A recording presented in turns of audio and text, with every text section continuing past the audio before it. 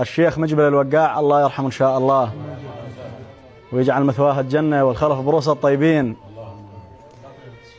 جو من أهل الخضرانية من عمامي نجم العبد الله وخضر العبد الله، ناس بسطاء مساكين ويدورون لقمة العيش الحلال، فجو يشتغلون هنا عند الشيخ مجبل الوقاع الله يرحمه، فانعجب بأمانتهم وبصدقهم وبصراحتهم، وناس بسطاء ومساكين، فاشتغلوا ما شاء الله أن يشتغلون يعني سنة سنتين ثلاث. شوف فقالوا يا شيخ الدير طلبت أهلها، احنا اشتاقينا على هن وانت ما قصرت وكفيت ووفيت واحنا نسترخص منك. ما صخى انه يفارجونه لان هم تدري كما ذكرناهم بالسابق والله راحوا على الديره. يقول الشيخ مجبل الوقاع اشتاق لهم واشتاق على الديره، دير تهنى البونجاد والخضرانيه.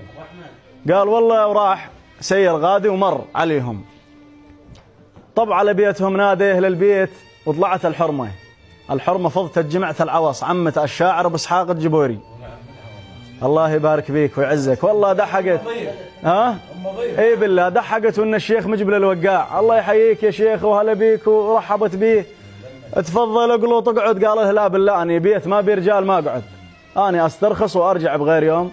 قالت له والله ما تروح. لفت عليه ونادت عمنا الله يرحمه على الطلب جيرانهم، هو الهيبي بالاصل وساكن عندنا بالمصطفى. قالت له تروح تذبح الذبيحة الكبيرة الطلت كبير وتجي شايل راس الذبيحة وتسلم على الشيخ، بمعنى انه ذبيحتك انذبحت ما يصير تروح. والله ضحك على هالموقف الشيخ وقعد، وراحت قالت له باطل عليك يا شيخ والله لا اسوي لك اياها مرجده مال زلم. وقعدوا وراحت نادت الشياب من القهوه وقعدوا معاه وتغدى الشيخ، وقبل لا يروح عض اصبع الندم الشيخ مجبل الوقاع. شيابنا قالوا له والله ما تقوم اذا ما تقول ان حسب تكذيش انهي.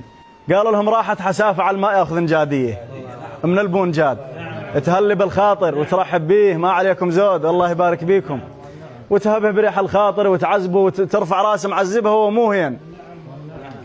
فعل هالموقف هذا صار بيت موليه للاستاذ محمود الغضيب. قال فضت جمعة العوص حقها عباوع، قال فضت جمعة العوص حقها عباوع، قال عزابة الضيف وحمول الليالي ثقال. شاهد عليها ابن وقاع يوم قال راحت حسافة على الماء ياخذ جاديه. شاهد عليها ابن وقاع يوم قال راحت حسافة على الماء ياخذ جاديه.